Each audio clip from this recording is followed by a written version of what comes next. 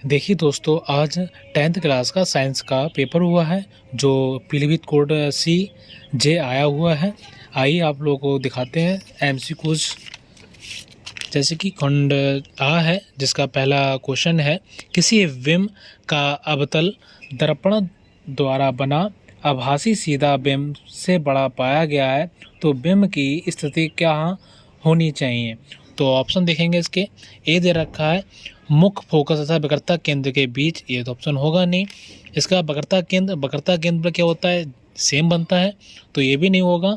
इसके बाद क्वेश्चन देखेंगे वक्रता केंद्र से परे, तो ऑप्शन नंबर डी है जो दर्पण के ध्रुव तथा फोकस के बीच बनता है। तो ऑप्शन नंबर क्या ठीक हो जाएगा, डी ठीक हो जाएगा। इसी प्रकार क्वेश्चन नंबर दूसरा देखेंगे। तो दूसरा क्वेश्चन है ये, किसी गोली दर्पण तथा किसी पतले गोलीय लेंस दोनों की फोकस दूरियां माइनस के 15 सेंटीमीटर है। दर्पण तथा लेंस संभवत होता है। तो आप लोगों को बताया भी गया था कि जब माइनस होता है, फोकस दूरी माइनस होगा तो उत्तल तो होने वाला नहीं है, तो उत्तल ये भी नहीं होगा, ना ही ये होगा, और इसमें भी उत्तल आ रहा है, तो ऑप्शन ये गलत हो जाते हैं। तो ऑप्शन नंबर कौन सा सही हो जाएगा, ए ऑप्शन ठीक हो जाएगा। इसके प्रकार देखेंगे क्वेश्चन नंबर तीसरा देखेंगे, किसी शब्दकोश में पाए गए छोटे अक्षरों को पढ़ते समय आप निम्न में से कौन सा लेंस पसंद करेंगे। तो इसमें तो जो क्वेश्चन आपका ऑप्शन जो हो जाएगा, सभी में जो ऑप्शन दे रखे हैं अवतल लेंस और उत्तल लेंस, तो इसमें अवतल लेंस तो होने वाला नहीं है, तो अवतल लेंस को तो काट दीजिएगा। ठीक है, अगर हमें शब्द एक बार क्वेश्चन को फिर पढ़ते हैं, किसी शब्दकोश में पाए गए छोटे अक्षरों को पढ़ते समय निम्न में से कौन सा लेंस पसंद करेंगे। तो उत्तल लेंस तो होना है, लेकिन क्या होगा, कम दूरी वाला चूज करेंगे, तो इसमें कौन सा हो जाएगा, ऑप्शन नंबर सी ठीक हो जाएगा। ठीक है, इसी प्रकार क्वेश्चन नंबर चौथा देखेंगे। तो मानव नेत्र जिस भाग पर किसी वस्तु का प्रतिबिंब बनाते हैं तो वह कहाँ बनाते हैं, कार्निया तो होता नहीं है, कार्निया एक ऐसा अंग है बोला जाता है जिसमें क्या होता है, ब्लड सेल नहीं होंगी, पुतली और ना ही परितारिका होगी, तो ऑप्शन नंबर क्या हो जाएगा, डी ठीक हो जाएगा। क्वेश्चन नंबर देखेंगे पांचवा देखेंगे, दो चालक तार जिसके पदार्थ लंबाई तथा व्यास समान है, किसी वैद्युत परिपथ में पहले श्रेणी क्रम और फिर पार्श्व क्रम संयोजन में संयोजित किए जाए या जाते हैं। श्रेणी क्रम पार्श्व संयोजन में उत्पन्न ऊष्माओं का अनुपात क्या होगा। तो देखो क्वेश्चन देखिएगा, इन्होंने बोला लंबाई तथा व्यास कैसी समान है, तो समान है, तो आपका जो ऑप्शन हो जाएगा, जब एक आपको बताया भी गया था तार अगर लंबाई और व्यास तो समान रहता है तो एक चौथाई होता है, तो ऑप्शन नंबर क्या हो जाएगा, सी ठीक हो जाएगा। इसी प्रकार क्वेश्चन नंबर देखेंगे 6 देखेंगे, वैद्युत धारा उत्पन्न करने की युक्ति किसे कहते हैं या क्या है। तो देखो अमीटर जो होता है, अमीटर क्या धारा को मापता है, गैल्वेमीटर भी है, तो मोटर तो आपका मोटर यांत्रिक ऊर्जा बदल देता है। जो जनित्र होता है, जैसे डायनमो बोलते हैं, ये जो होता है वैद्युत धारा को यानी करंट उत्पन्न करता है, तो ऑप्शन नंबर क्या हो जाएगा, ए ठीक हो जाएगा। इसी प्रकार क्वेश्चन नंबर देखेंगे 7वां। तो इसमें लिखा है इन्होंने, निम्नलिखित में से कौन किसी लंबे वैद्युत धारावाही तार के निकट चुंबकीय क्षेत्र का सही वर्णन करता है। तो ऑप्शन नंबर देखते हैं ए, चुंबकीय क्षेत्र की क्षेत्र रेखाएं तार के लंबवत होती हैं। हाँ, ये बात ठीक है, तो ये ऑप्शन तो पहले से हो गया इसका मतलब, तो ये पहला इसका आंसर हो जाएगा, क्योंकि जब हमारा एक आपको पता भी होगा एमसीक्यूज में चारों ऑप्शन में अगर 4 दे रखें, एक सही होता है तो तीनों अपने आप गलत हो जाएंगे। ठीक है, इसी प्रकार देखो उपभाग देखते हैं, ये हमारा केमिस्ट्री का भाग है। तो क्वेश्चन नंबर देखेंगे 8, 1 बिलियन लाट लिटमस को नीला कर देता है, तो उसका पीएच मान संभव है। तो ये आपके केमिस्ट्री में अम्ल वाले पार्ट से लिया गया है, तो ये इसका ऑप्शन जो हो जाएगा, एक तो होगा नहीं, ना 6 है ना 3, 8 है। ठीक है, तो इसका ऑप्शन क्या हो जाएगा, 8 ठीक हो जाएगा।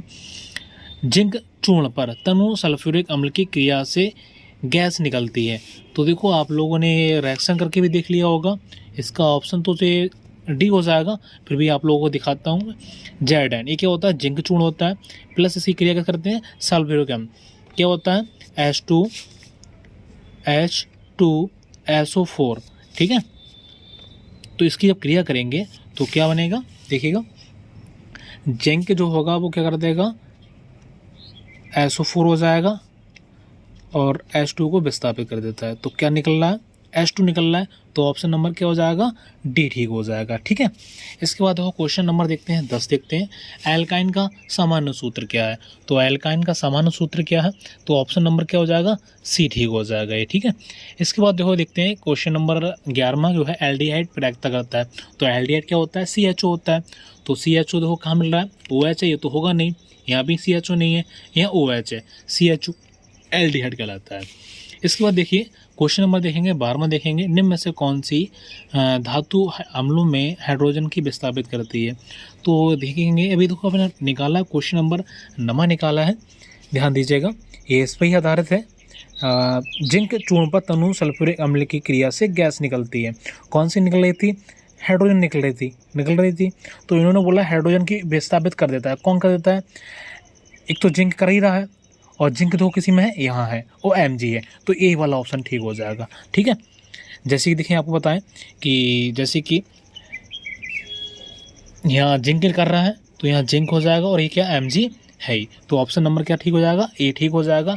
इसी प्रकार देखते हैं क्वेश्चन नंबर 13 देखते हैं, निम्नलिखित में से किस यौगिक में कीटोन समूह है। तो कीटोन समूह है CHO, ये तो होगा नहीं, ये भी नहीं होगा, O आ गया, ये भी नहीं होगा, ये हो जाएगा कीटोन। क्वेश्चन नंबर कौन सा हो जाएगा, डी वाला ठीक है। इसी प्रकार देखते हैं उपभाग 3, तो क्वेश्चन नंबर 14 देखते हैं, ये हमारे बायोलॉजी से, जीव विज्ञान से आए हुए क्वेश्चन है।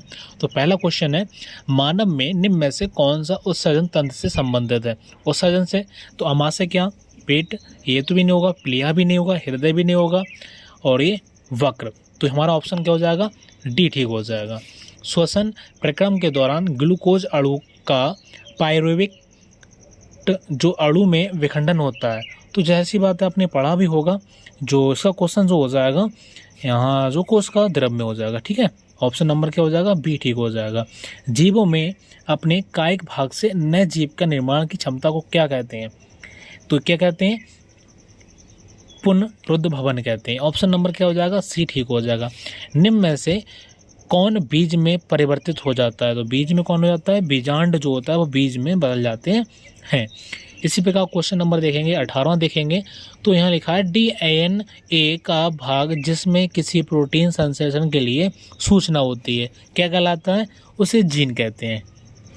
ठीक है, इसके बाद देखो क्वेश्चन देखेंगे, निम्न में से कौन एक कृत्रिम परितंत्र का उदाहरण है। तो घास स्थल तो है ही नहीं, निमरस्थल भी नहीं होगा, वन भी नहीं होगा, जो ऑप्शन नंबर मानव निर्मित कृषि भूमि हो जाएगा। तो ऑप्शन नंबर कौन सा ठीक है, डी ठीक हो जाएगा।